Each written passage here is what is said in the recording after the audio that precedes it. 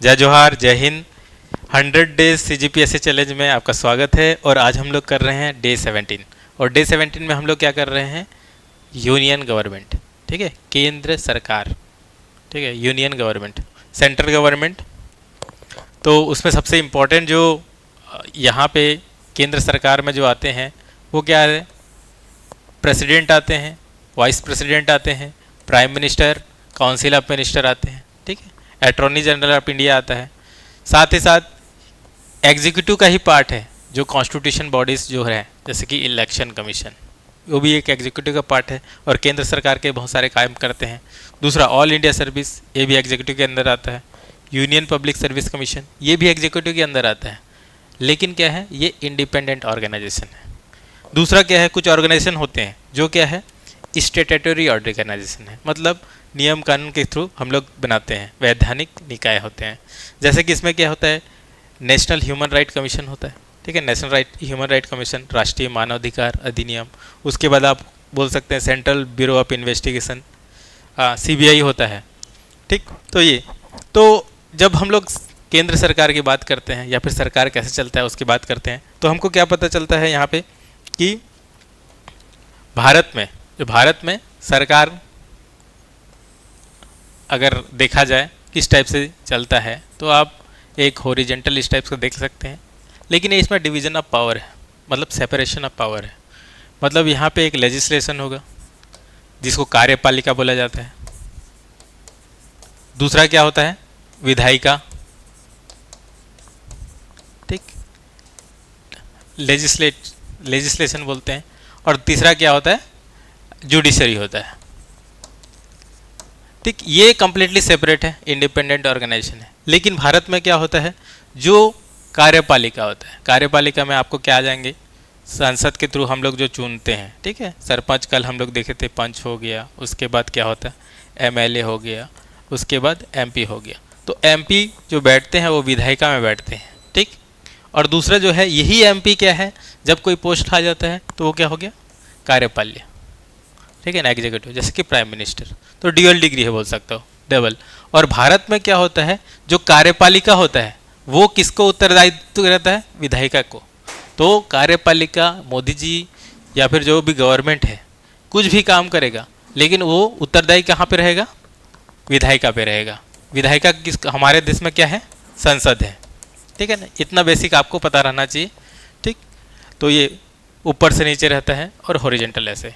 तो हम लोग कह देते हैं कि जो सरकार चलता है, एक जो ऊपर लेवल में जो है वो केंद्र सरकार चलता है, ठीक है ना, जो MPs लोग मिलके चलाते हैं।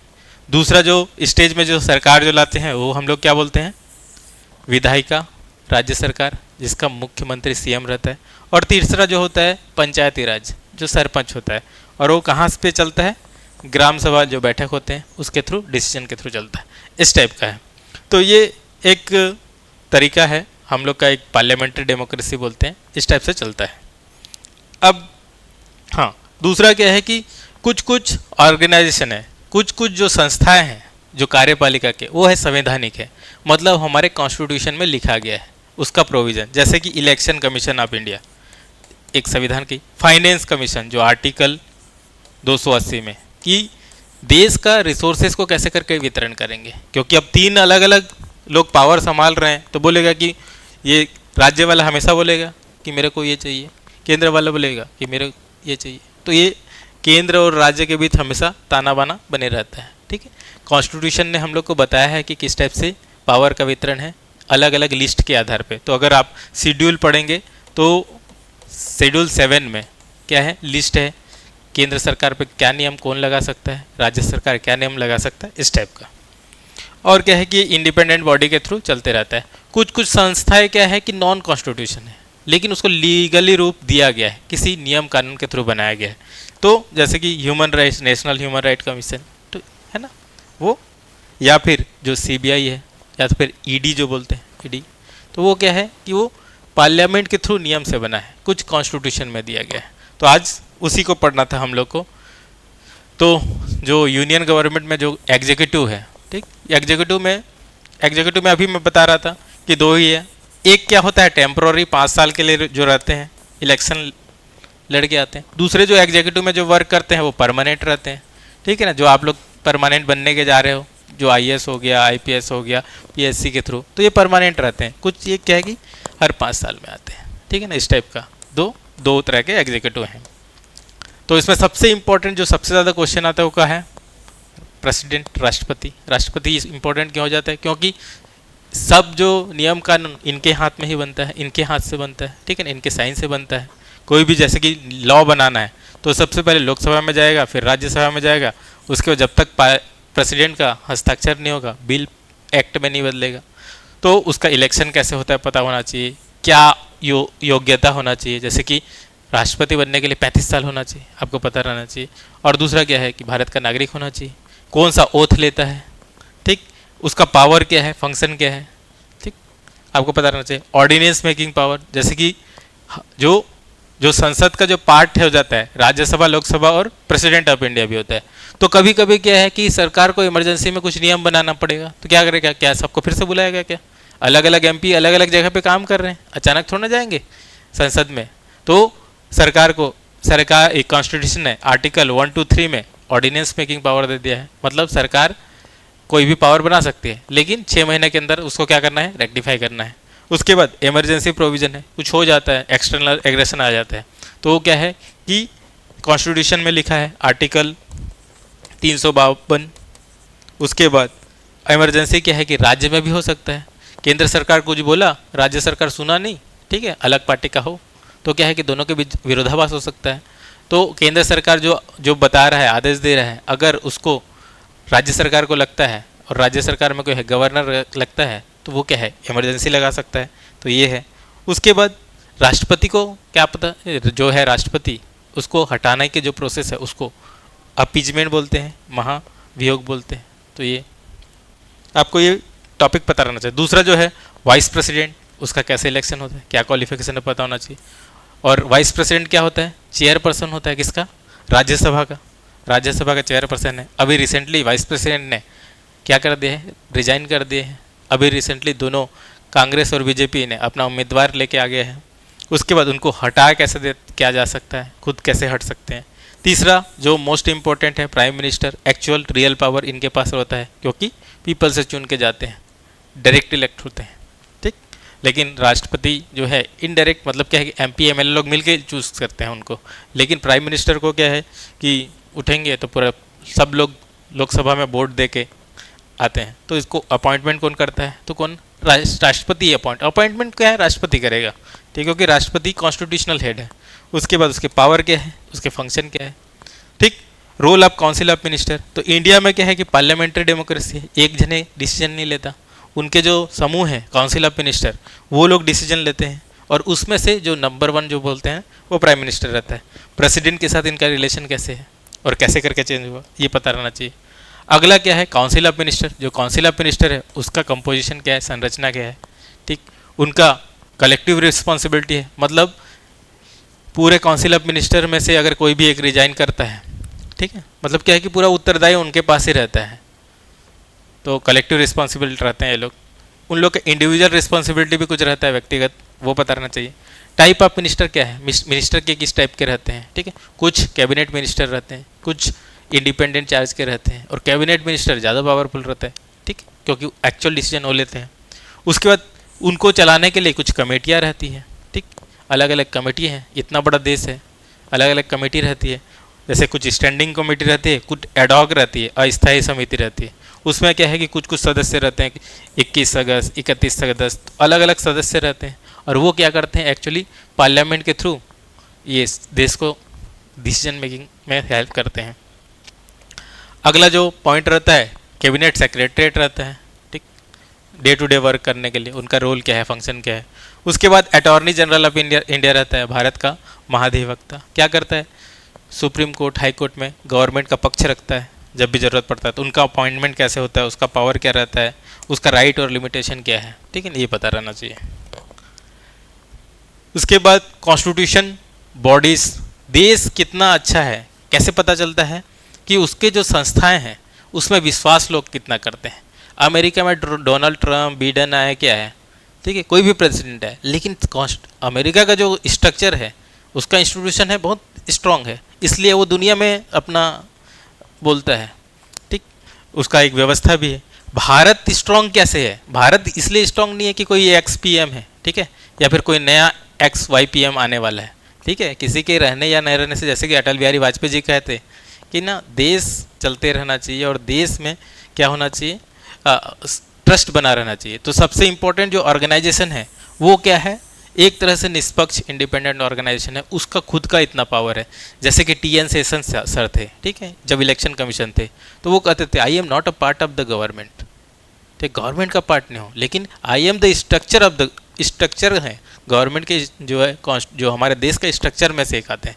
तो वो अपना पावर एडजस्ट किए थे और बताए थे कि मैं एक इंडिपेंडेंट अथॉरिटी हूँ, सबके लिए मेरे लिए समान है। ये उसका कंपोजिशन क्या है, पावर क्या है, फंक्शन क्या है, कितना इंडिपेंडेंट है। क्योंकि अगर जो एक तरह से अगर देखा जाए तो इलेक्शन कमीशन क्या है कि एक रेफरी टाइप का है, ठीक है ना, डिसीजन लेने वाला एम्पायर टाइप का है, ठीक है ना, हर एक को न्यूट्रल ग्राउंड देगा, चाहे बीजेपी, कांग्रेस, कोई भी पॉलिटिकल पार्टी हो, तो इंडिपेंडेंट होना चाहिए। अगर आपके देश का संस्थाएं इंडिपेंडेंट है तो देश मजबूत है। जैसे जैसे वीक होते जाता है वो आपका कंट्री भी वीक होते जाता है, क्योंकि उसके बाद क्या है कि जो पॉलिटिकल पार्टी है उसको यूज़ करना शुरू कर देता है, और जो यूज़ करना शुरू करता है किस टाइप से यूज़ करेगा हमको पता नहीं है, ठीक है। ईडी, सीबीआई, आपका जितना भी जो एक्ट है उसका किस टाइप से यूज़ करेगा। इसी कारण डॉक्टर अंबेडकर ने एक बार कहा था, मैं कॉन्स्टिट्यूशन कितना भी अच्छे से बना दूँ, ठीक है, या फिर कितना ही बुरा हो, ये डिपेंड करेगा कि जो शासन में है वो उस कॉन्स्टिट्यूशन को कैसे करके यूज़ करेगा। अच्छे लोग अच्छे यूज़ करेंगे, बुरे लोग आएंगे बुरे यूज़ करेंगे, एक टूल ही है। तो यूनियन पब्लिक सर्विस कमीशन ये भी बहुत इंपॉर्टेंट ऑर्गेनाइजेशन है, ये भी इंडिपेंडेंट ऑर्गेनाइजेशन है, जो कि आईएएस आईपीएस को चयन करते हैं, बहुत पारदर्शी तरीका से करते हैं, उसमें कोई, तो उसका रिक्रूटमेंट का रोल क्या है, कंपोजिशन क्या है, कितना इंडिपेंडेंस है, उसकी सुरक्षा के लिए कितना प्रोटेक्शन किया गया है। नेक्स्ट है फाइनेंस कमीशन, ये भी इंडिपेंडेंट इंपॉर्टेंट अथॉरिटी है। क्यों कि फाइनेंस कमीशन क्या करता है कि देश का रिसोर्सेज को कैसे करके बैलेंस करेंगे, ठीक।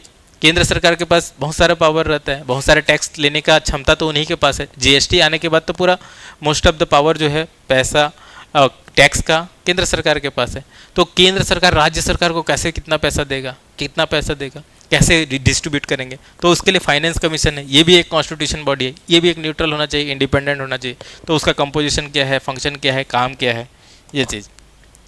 नेक्स्ट क्या है कि और बहुत सारे जो इलेक्शन कमीशन हो गया, यूपीएससी देख लिया, स्टेट पीएससी हो गया, फाइनेंस कमीशन, कैग सबसे इंपॉर्टेंट ऑर्गेनाइजेशन है।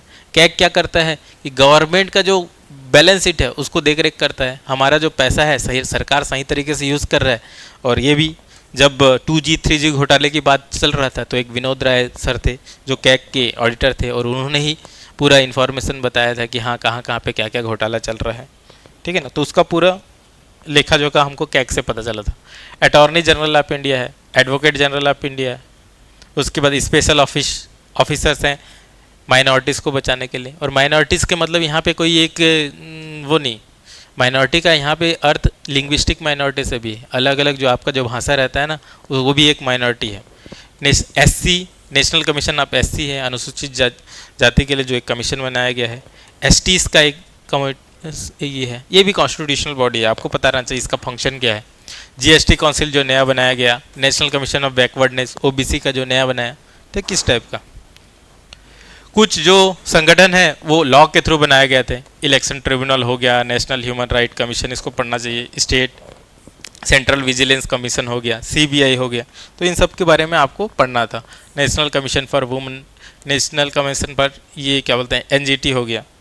तो ये आपको बहुत सारे जो ऑर्गेनाइजेशन है, सेबी हो गया, ठीक है, स्टॉक एक्सचेंज के बारे में जानते हैं, स्टॉक मार्केट के लिए जो रेगुलेट करता है सेबी होता है।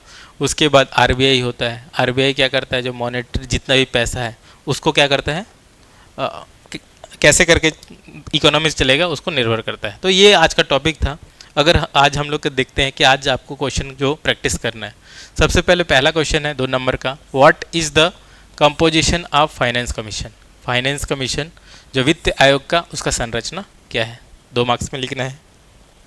जो नेक्स्ट जो क्वेश्चन है वो है explain the difference between constitutional body and statutory body with suitable example. संवैधानिक निकाय और वैधानिक न्याय में अंतर उदाहरण सहित स्पष्ट कीजिए, आपको बताना है। तीसरा जो क्वेश्चन है वो है discuss the role of election commission of India in ensuring free and fair election. भारतीय निर्वाचन आयोग की स्वतंत्रता और निष्पक्ष चुनाव कराने में भूमिका पर चर्चा कीजिए। नेक्स्ट जो क्वेश्चन है वो है 10 मार्क्स के लिए। Explain the concept of collective responsibility of council of minister.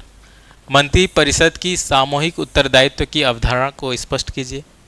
और नेक्स्ट है critically examine the power and limitation of president of India. Bharat के राष्ट्रपति की शक्तियां और सीमाओं का आलोचनात्मक परीक्षण कीजिए।